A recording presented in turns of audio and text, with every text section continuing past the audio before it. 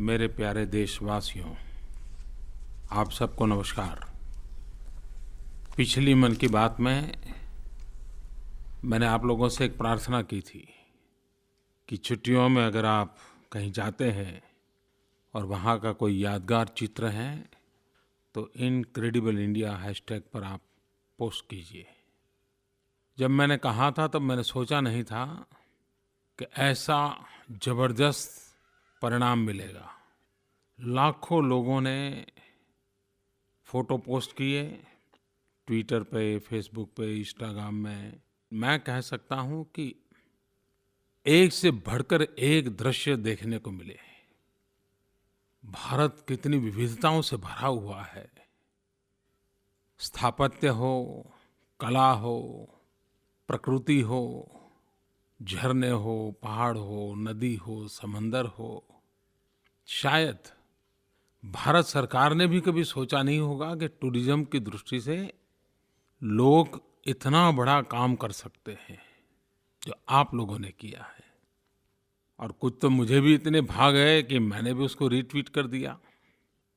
और मैं समझता हूँ शायद जिन लोगों ने आंध्र प्रदेश के बेलम के केव्स का फ़ोटो पोस्ट नहीं किया होता तो देश के कई लोग होंगे शायद उनको पता ही नहीं होता कि ऐसी कोई चीज़ हमारे देश में है। मध्य प्रदेश में ओरछा की फ़ोटो हो। हम राजस्थान को तो हमेशा पानी के संकट वाला प्रदेश मानते हैं, लेकिन वहाँ से जब कोई मैनाल के वाटरफॉल का फ़ोटो भेजता है तो बड़ा ही आश्चर्य होता है। यानी सचमुच में एक अद्भुत काम हुआ है। इसको हम आगे बढ़ाएंगे, जारी रखेंगे।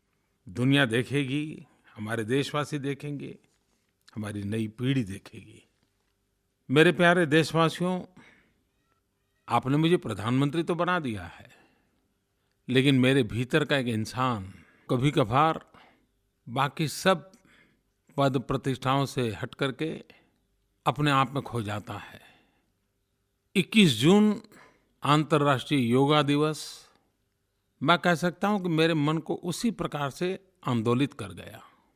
जिस समय यूएन में मैंने ये विषय रखा था तब ऐसा ही लग रहा था जैसे चलो भाई एक बात हो जाए। लेकिन 21 जून का जो दृश्य देखा, जहाँ-जहाँ सूरज गया, जहाँ-जहाँ सूरज की किरणें गई, दुनिया का कोई भूभाग ऐसा नहीं था जहाँ योग के द्वारा सूर्य का स्वागत न हुआ हो। हम दावे से कह सकते हैं कि योग अभ्यासुओं की दुनिया में सूरज कभी ढलता नहीं है। योग को दुनिया ने जिस प्रकार से पलक पावड़े बिछा करके सम्मानित किया, सारे विश्व ने जिस प्रकार से अपने कंधे पर उठाया, कौन हिंदुस्तानी होगा जिसको गर्व नहीं होगा। मैं भी आनंद विभोर हो गया, मन पुलकित हो गया। और जब फ्रांस के लोग, जिनके लिए सीन नदी और एफिल टावर बहुत ही गौरवपूर्ण प्रतीक है, उन्होंने योगा करने के लिए उस स्थान को पसंद किया, बराबरी का स्थान दे दिया। न्यूयॉर्क में लोगों ने टाइम्स स्क्वायर पर योगा किए। ऑस्ट्रेलिया सिडनी की बात हो तो ओपेरा हाउस का चित्र हमारे सामने आता है। ऑस्ट्रेलिया के नागरिकों ने ओपेरा हाउस की बराबरी में योगा को रख करके वहीं पर योगा किया। चाहे नॉर्थ अमेरिका हो, सिलिकॉन वैली हो, मिलान का डूमो कैथेड्रल हो, ये अपने आप में गर्व करने की बात। और जब 21 जून को मैंने यूएन के सेक्रेटरी जनरल सिमन बान की मून को यूएन हेडक्वार्टर पर योगा करते देखा, कितना आनंद आया मुझे। उसी प्रकार से यूएन पीस कीपिंग फोर्स ने भी योगा का बहुत ही अच्छा प्रदर्शन किया। भारत में भी सियाचिन पर सफ़ेद बर्फ की चादर पर हमारे जवान योगा कर रहे थे। तो समुद्र में नौसेना के द्वारा चारों तरफ जहाँ भी हमारे नौसेना के जहाज़ थे, योगा के कार्यक्रम हुए। दिल्ली ने तो Guinness book of world record में अपना स्थान दर्ज करवा दिया। राजपथ योग पथ बन गया। मैं देश और दुनिया का हृदय से आभारी हूँ।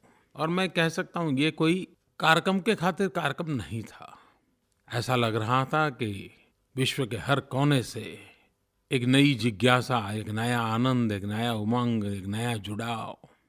कुछ दिन पहले मैंने जब ट्विटर पे वियतनाम से एक परिवार ने एक छोटे बच्चे का योगा करता हुआ फोटो ट्वीट किया था। इतना प्यारा था फोटो, वो दुनिया भर में इतना प्रचलित हुआ। हर कोई, स्त्री, पुरुष, बूढ़े, बच्चे, गांव हो, शहर हो, डेवलप कंट्री हो या डेवलपिंग कंट्री हो, हर कोई जुड़ गया। योग सच्चे अर्थ में दुनिया को जोड़ने का एक कारण बन गया। मैं नहीं जानता हूँ इंटेलेक्चुअल क्लास, एलिट वर्ल्ड इस घटना का कैसे एनालिसिस करेगा, लेकिन एक बात मैं महसूस कर रहा हूँ और हर भारतवासी गर्व अनुभव कर सकता है कि विश्व भारत को जानने के लिए बहुत उत्सुक है। भारत के प्रति एक जिज्ञासा बढ़ी है। यहाँ की वैल्यूज, यहाँ की परंपराएं, यहाँ की विरासत दुनिया जानना चाहती है। हम सबका दायित्व है कि बिना लाग लपेट के हमारी ये जो विरासत है, विश्व को हमने बांटना चाहिए, विश्व को परिचित कराना चाहिए। लेकिन ये परिचित हम तब करवा पाएंगे जब हमें हमारी विरासत पर गर्व हो। कभी कभार हम इतने परिचित होते हैं कि अपनी चीजें, इसमें क्या नया है ऐसा लगता है। जैसे हमारी फैमिली वैल्यूज, हमें पता नहीं है दुनिया के लिए भारत की फैमिली वैल्यूज ये बहुत बड़ी बात है। क्यों न हम विश्व को हमारी परिवार प्रथा, फैमिली वैल्यूज इससे परिचित कराएं। विश्व को अचंबा होगा, मैं जरूर कहता हूँ अचंबा होगा। ऐसी बहुत कुछ चीजें हैं जो हमारे पूर्वजों ने हमें दी है और जो श्रेष्ठ हैं उस पर जगत का अधिकार है। अंतर्राष्ट्रीय योग दिवस की सफलता आनंद और संतोष के साथ एक नई जिम्मेवारी लेके आई है। ये हमारा दायित्व बनता है कि विश्व को उत्तम योग शिक्षक हम दें। ये हमारा दायित्व बनता है कि योग की सभी परंपराओं को एक प्लेटफॉर्म पर से जगत देख पाए। मैं देश के नौजवानों को, विशेष करके आईटी प्रोफेशनल्स को आग्रह करता हूँ, आप सब नौजवान मिलजुल करके ऑनलाइन योगा एक्टिविटी की कुछ योजना बनाइए। योग से संबंधित संस्थाओं का परिचय हो, योग गुरुओं की जानकारी हो, योग के संबंध में जानकारी हो, योग सीखना हो तो कहाँ सीख सकते हैं, योग टीचर चाहिए तो कहाँ से मिलेगा, एक डाटाबेस तैयार करना चाहिए। और मैं मानता हूँ कि आप कर सकते हैं। चलो कहीं से तो कोई शुरू करे, ये भी एक नई शक्ति बन जाएगा। मैं पिछले कुछ दिनों की घटनाओं के और नजरिए से भी देखता हूँ। काम करती सरकार, दौड़ती सरकार एक बार लक्ष्य तय हो तो कैसे परिणाम ला सकती है, ये पिछले दिनों हमने देखा है। और जब चारों तरफ निराशा थी, ये हम न भूले कि एक साल पहले चारों तरफ से एक ही स्वर सुनाई देता था, कुछ नहीं होता, कुछ नहीं होता, कुछ नहीं होता। आप कल्पना कर सकते हैं, सरकार में आयुष एक डिपार्टमेंट है, कभी किसी का उस तरफ ध्यान नहीं जाता। 2-5 साल में एक आध बार कहीं छोटी मोटी खबर अखबार में आ जाए तो आ जाए, इतना एक कोने में छोटा सा डिपार्टमेंट। लेकिन योगा दिवस को उसने लीड किया और दुनिया में एक छोटे से डिपार्टमेंट ने इतना बड़ा काम आयोजित करके दिखाया। अगर लक्ष्य सामने हो तो छोटी सी छोटी इकाई भी कितना उत्तम काम करती है, इसका नमूना है। पिछले दिनों दुनिया ने देखा कि हमारे लोगों ने यमन में से आफतग्रस्त लोगों को कैसे बचाया। घंटों के अंदर भारत के लोग नेपाल पहुंच करके मदद के लिए कैसे दौड़ पड़े। काम करने वाली सरकार, जब बैंक में जनधन अकाउंट खोलने थे, सारे बैंक के लोग मैदान में उतरे और कुछ ही समय में करोड़ों करोड़ों देशवासियों को बैंक के साथ जोड़ दिया। गत 15 अगस्त को मैंने लाल किले पर से स्कूलों में शौचालय के लिए अपील की थी और मैंने कहा था अगले 15 अगस्त तक हमने इस काम को पूरा करना है। जो काम 60 साल में नहीं हो पाया, वो 1 साल में करने का आह्वान करना, वो बड़ा साहस तो था। करीब 4.5 लाख टॉयलेट बनाने थे। लेकिन आज मैं संतोष के साथ कह सकता हूँ, अभी तो 15 अगस्त आने की देरी है, लेकिन पूरा तो नहीं हुआ, लेकिन करीब-करीब स्कूलों में टॉयलेट बनाने के काम को लोगों ने पूरा किया। मतलब सरकार, लोग, सरकारी मुलाजिम, सब कोई देश के लिए काम करना चाहते हैं। निस्वार्थ भाव से सर्वजन हिताय सर्वजन सुखाय अगर हम संकल्प लेकर के चलते हैं तो सरकार भी दौड़ती है, सरकार के लोग भी दौड़ते हैं और जनता जनार्दन पलक पावड़े बिछा करके उनका स्वागत भी करती है। ये मैंने अनुभव किया है और यही तो है जो देश को आगे बढ़ाने की सच्ची ताकत है। पिछले महीने हमने 3 जन सुरक्षा की योजनाओं को लॉन्च किया था। मैंने कलकत्ते से किया था। इतने कम समय में बहुत ही सकारात्मक परिणाम मिला है। भारत में जन सुरक्षा की दृष्टि से बहुत कम काम हुआ है, लेकिन इन 3 योजनाओं के कारण एक बहुत बड़ा जंप हम लगा रहे हैं। इतने कम समय में 10 करोड़ से भी ज़्यादा लोग इन जन सुरक्षाओं की योजनाओं में कहीं न कहीं जुड़ गए हैं, लेकिन हमें इसको और आगे बढ़ाना है। मेरे मन में एक विचार आता है, ये विचार मैं आपके सामने रखता हूँ। अगस्त महीने में रक्षाबंधन का त्योहार आता है। क्या हम सभी देशवासी रक्षाबंधन के त्योहार के पहले एक जबरदस्त जन आंदोलन खड़ा करें और हमारे देश की माताओं बहनों को ये जो जन सुरक्षा योजनाएं हैं उसका लाभ दें। हमारे घर में खाना पकाने वाली कोई बहन हो या बर्तन साफ करने वाली बहन हो या हमारे खेत में मजदूर करने वाली कोई बहन हो या हमारे परिवार में अपनी हरी बहनें हो, क्या रक्षाबंधन के पवित्र त्योहार को ध्यान में रखते हुए हम 12 रुपये वाली या 330 रुपये वाली जन सुरक्षा योजनाएं जीवन भर के लिए अपनी इन बहनों को गिफ्ट दे सकते हैं। रक्षाबंधन की भाई की तरफ से बहन को ये बहुत बड़ी गिफ्ट हो सकती है। क्यों न हम रक्षाबंधन के पर्व को एक लक्ष्य मान करके 2 करोड़, 5 करोड़, 7 करोड़, 10 करोड़, देखें तो सही कितनी बहनों तक हम ये लाभ पहुंचा सकते हैं। आइए मेरे साथ मिलकर के इस संकल्प को पूरा करने के लिए हम सब प्रयास करें। मैं जब मन की बात करता हूं तो कई सारे लोग मुझे सुझाव भी भेजते हैं। इस बार मानसून के लिए मुझे कुछ कहना चाहिए, ऐसे सुझाव बहुत लोगों ने भेजे। नागपुर के योगेश दांडेकर, मैसूर के हर्षवर्धन जी, प्रवीण नाडकर्णी जी, दिव्यांशु गुप्ता जी, उन्होंने कहा कि मानसून के लिए जरूर आप मन की बात में कुछ बातें बताइए।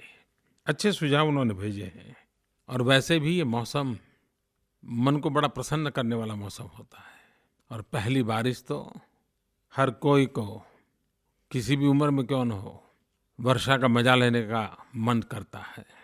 आप भी हो सकता है बारिश में गरम पकौड़ों का, भजिए का, कॉर्न का, साथ साथ गर्मा गर्म चाय का मजा लेते होंगे। लेकिन साथ साथ जिस प्रकार से सूरज की किरणें जीवन देती हैं, वैसे ही वर्षा हमारे जीवन को ताकत देती है। बूंद बूंद पानी का बहुत मूल्य होता है। हमें एक नागरिक के नाते, समाज के नाते बूंद बूंद पानी बचाने का स्वभाव बनाना ही पड़ेगा। गांव का पानी गांव में रहे, शहर का पानी शहर में रहे, ये हमारा संकल्प होना चाहिए। पानी रोकने के लिए प्रयास करने चाहिए। और वर्षा का पानी रुकता है और अगर ज़मीन में वापस जाता है, ज़मीन में रिचार्ज होता है, तो साल भर की हमारी समस्याओं का समाधान हो जाता है। रेन वाटर हार्वेस्टिंग ये कोई नई चीज़ नहीं है, सदियों से चली आ रही है। चेक डैम हो, वाटरशेड डेवलपमेंट हो, छोटे तालाब हो, खेत तालाब हो, हमने बूंद बूंद पानी को बचाना चाहिए। मैं हमेशा लोगों को कहता हूँ कि अगर महात्मा गांधी का जन्म स्थान गुजरात में पोरबंदर अगर आप जाते हैं और महात्मा गांधी का घर देखने जाएंगे तो 200 साल पुराने उनके घर के अंदर भूगर्भ में टैंक है जिसमें वर्षा का पानी सीधा सीधा वहाँ जाने की व्यवस्था थी। और आप जाकर के देखोगे, महात्मा गांधी का जन्म स्थान देखने जाओगे तो जरूर देखिए, 200 साल के बाद भी वो आज भी वैसा ही कार्यरत है और पानी साल भर जरा भी खराब नहीं होता है। समुद्र के तट पर है पोरबंदर, लेकिन मीठा पानी वर्षा के पानी को संग्रह करके घर में रखा जाता था। उस समय भी इतनी केयर की जाती थी। हम भी तो कर सकते हैं और ये एक जन आंदोलन बनना चाहिए। गांव-गांव ये व्यवस्था होनी चाहिए। उसी प्रकार से हरियाली हमारे आँखों को कितनी भाती है, हरा-भरा जीवन हमें कितना अच्छा लगता है। पेड़, पौधे, बाग, बगीचे जीवन को हरा-भरा बना देते हैं। हम सब इस वर्षा के मौसम में वृक्षारोपण, पेड़ लगाने का अभियान सामाजिक संगठनों के द्वारा, युवकों के द्वारा बहुत बड़ी मात्रा में होने चाहिए। और मैं तो एक सुझाव देता हूँ और मेरा प्रत्यक्ष अनुभव है, बड़ा सफल अनुभव है। ये मेरी बिल्कुल ग्रामीण टेक्नोलॉजी है। आप जब पौधा लगाते हो तो पौधे के बगल में एक पुराना मिट्टी का घड़ा भी लगा दीजिए और उसमें पानी भर दीजिए। महीने में 1-2 बार पानी भरोगे तो भी चलेगा, वो पौधा बहुत तेजी से आगे बढ़ेगा, विकास होगा। आप प्रयोग करके देखिए और पुराना मिट्टी का घड़ा तो मिल ही जाएगा। मैं तो किसानों को भी कहता रहता हूँ कि आप अपने खेत के किनारे पर बाड़ लगाने के बजाय पेड़ लगाइए, वो आपकी संपत्ति बन जाएंगे। ये बात सही है कि बारिश पसंद भी बहुत होती है, मज़ा भी आता है, लेकिन साथ-साथ कभी-कभी बारिश के सीज़न में ही सबसे ज़्यादा बीमारी आती है। डॉक्टरों को फुर्सत तक नहीं मिलती, इतने पेशेंट आते हैं। और हम जानते हैं कि बारिश के दिनों में पानी से बीमारियां बहुत फैलती हैं। वातावरण में नमी बढ़ जाने के कारण बैक्टीरिया पनपने लगते हैं और इसके लिए साफ सफाई बहुत महत्वपूर्ण बन जाती है, स्वच्छता बड़ी महत्वपूर्ण बन जाती है, शुद्ध पानी पीने का आग्रह आवश्यक रहता है। ज़्यादातर लोग तो ऐसे समय में उबाल करके ही पानी पीते हैं और उसके लाभ भी होता है। ये बात सही है कि हम जितनी केयर करेंगे बीमारी हमसे दूर रहेगी। पानी तो चाहिए, वर्षा भी चाहिए, लेकिन बीमारी से बचना भी चाहिए। देशवासियों, अभी-अभी हम लोगों ने 3 नई योजनाओं को लॉन्च किया, खास करके शहरी जनों के लिए। हमारे देश में करीब 500 छोटे-मोटे शहर हैं। वेस्ट टू वेल्थ, कूड़े कचरे से में भी संपत्ति बन सकती है, फर्टिलाइजर बन सकता है, ईंटें बन सकती हैं, बिजली बन सकती है। गंदे पानी को भी शुद्ध कर करके खेतों में दोबारा उपयोग किया जा सकता है। उस अभियान को हमने आगे बढ़ाना है। अमृत योजना के तहत हम हमारे शहरों को जीवन जीने योग्य बनाने के लिए बड़ा अभियान उठाया है। उसी प्रकार से दुनिया की बराबरी कर सके ऐसा देश भी तो होना चाहिए। देश में दुनिया की बराबरी कर सके ऐसे स्मार्ट सिटी होनी चाहिए। और दूसरी तरफ देश के गरीब से गरीब व्यक्ति को भी रहने के लिए अपना घर होना चाहिए। और घर भी वो जिसमें बिजली हो, पानी हो, शौचालय हो, नज़दीक में पढ़ने के लिए स्कूल का प्रबंध हो। 2022 में जब भारत आज़ादी के 75 साल मनाएगा, हम देशवासियों को घर देना चाहते हैं। इन 3 बातों को लेकर के एक बड़ी योजना को आरंभ किया है। मुझे विश्वास है कि शहरी जीवन में बदलाव लाने में ये सारी योजनाएं काम आएगी। मैं स्वयं तो सोशल मीडिया के द्वारा आप सबसे जुड़ा रहता हूँ। बहुत से नए-नए विचार आप लोगों से मुझे मिलते रहते हैं। सरकार के संबंध में अच्छी बुरी जानकारियाँ भी मिलती रहती हैं। लेकिन कभी-कभार दूर-सुदूर गाँव में बैठा हुआ एक व्यक्ति भी, उसकी एकाध बात हमारे दिल को छू जाती है। आप जानते हैं, सरकार की तरफ से एक बेटी बचाओ बेटी पढ़ाओ कार्यक्रम चल रहा है। लेकिन जब सरकार का कार्यक्रम कोई व्यक्ति, समाज, गाँव अपना बना ले, तब उसकी ताकत कितनी बढ़ जाती है। पिछले दिनों हरियाणा के बीबीपुर गांव के एक सरपंच श्रीमान सुनील जगलान जी, उन्होंने एक बहुत बड़ा मज़ेदार इनिशिएटिव लिया। उन्होंने सेल्फी विथ डॉटर इसकी स्पर्धा की अपने गांव में, और एक माहौल ऐसा बन गया कि हर पिता को अपनी बेटी के साथ सेल्फी निकाल करके सोशल मीडिया में रखने का मन कर गया। ये कल्पना मुझे अच्छी लगी।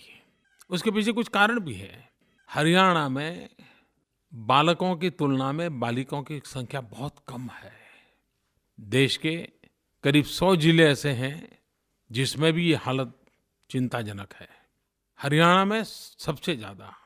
लेकिन उसी हरियाणा का एक छोटे से गांव का सरपंच बेटी बचाओ अभियान को इस प्रकार का मोड़ दे, तब मन को बहुत आनंद होता है और एक नई आशा जगती है। इसलिए मैं अपनी प्रसन्नता तो व्यक्त करता हूं, लेकिन इस घटना से मुझे प्रेरणा भी मिली है और इसलिए मैं भी आपसे आग्रह करता हूं कि आप भी अपनी बेटी के साथ सेल्फी विथ डॉटर, अपनी बेटी के साथ सेल्फी निकाल करके #सेल्फी विथ डॉटर जरूर पोस्ट कीजिए। उसके साथ बेटी बचाओ बेटी पढ़ाओ इस विचार को ताकत देने वाला कोई टैगलाइन लिख करके दोगे, उत्तम पंक्ति लिख करके दोगे, वो किसी भी भाषा में हो सकती है, अंग्रेजी हो, हिंदी हो, आपकी मातृभाषा हो, कोई भी भाषा हो।